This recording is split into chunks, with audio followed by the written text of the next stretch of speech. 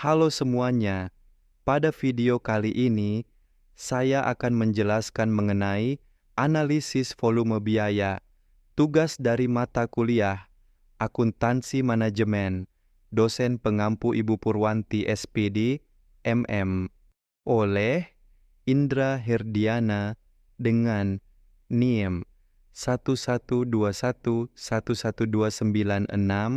kelas MA21C06SM. Pada studi kasus kali ini, yaitu analisis volume biaya di PT Furniture Jaya. Profil perusahaan PT Furniture Jaya adalah produsen furniture yang memproduksi 3 jenis produk utama, yaitu meja kerja, kursi kantor, dan lemari arsip. Perusahaan ingin melakukan analisis volume biaya untuk optimalisasi produksi dan penetapan harga. Adapun terdapat data, komponen biaya dan harga. 1. Harga jual produk meja kerja sebesar Rp2.500.000 per unit, kursi kantor sebesar Rp1.800.000 per unit, lemari arsip sebesar Rp3.200.000 per unit. 2. Volume produksi per bulan, meja kerja sebanyak 100 unit, kursi kantor sebanyak 150 unit, lemari arsip sebanyak 80 unit. 3. Biaya variabel per unit, meja kerja, bahan baku Rp800.000, tenaga kerja langsung Rp400.000, overhead variabel Rp200.000, dan total keseluruhan Rp1.400.000.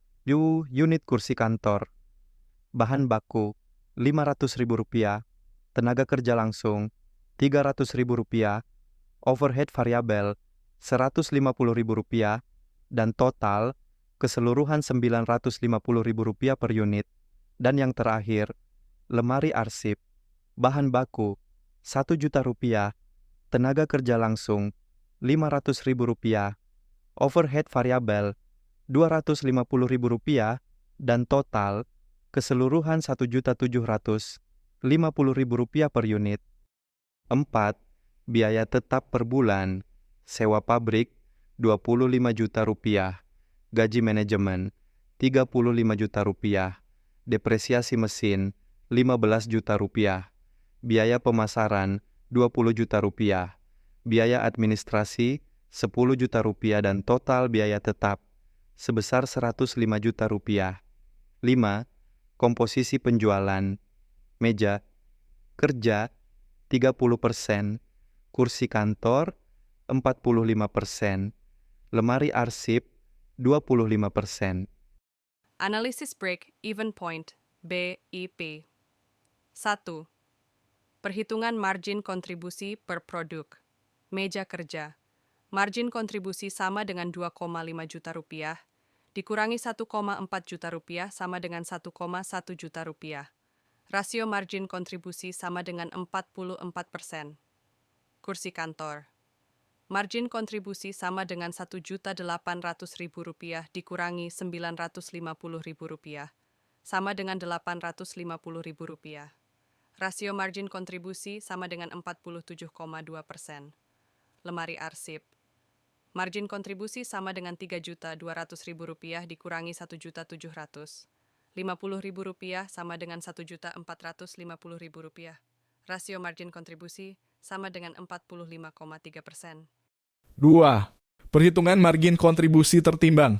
Meja kerja Rp100.000 kali 30% sama dengan Rp330.000. Kursi kantor Rp850.000 kali 45% sama dengan Rp382.500.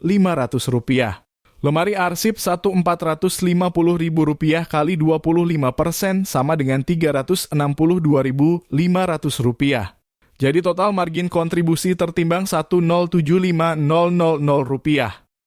3. BEP dalam unit gabungan.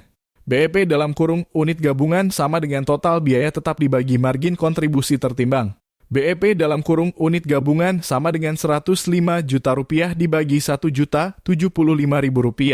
BEP dalam kurung unit gabungan sama dengan 98 unit. 4. BEP per produk. Meja kerja sama dengan 98 dikali 30% sama dengan 29 unit.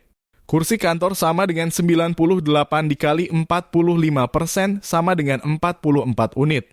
Lemari arsip sama dengan 98 dikali 25% sama dengan 25 unit. Analisis sensitivitas. 1.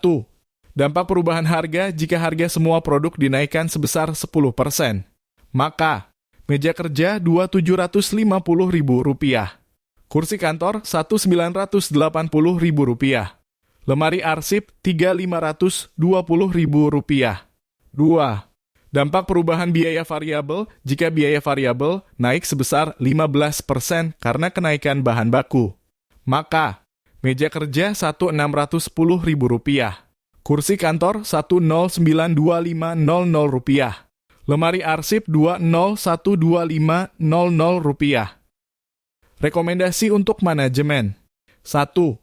Strategi harga yaitu evaluasi kemungkinan kenaikan harga pada produk dengan margin kontribusi tertinggi, pertimbangkan strategi diskon volume untuk meningkatkan penjualan. 2. Efisiensi biaya yaitu identifikasi peluang pengurangan biaya variabel, evaluasi biaya tetap yang dapat dioptimalkan. 3. Komposisi produk yaitu tingkatkan proporsi produk dengan margin kontribusi tinggi, evaluasi strategi pemasaran untuk masing-masing produk. 4. Target penjualan yaitu tetapkan target penjualan minimum 20% di atas BEP, fokus pada produk dengan margin kontribusi tertinggi.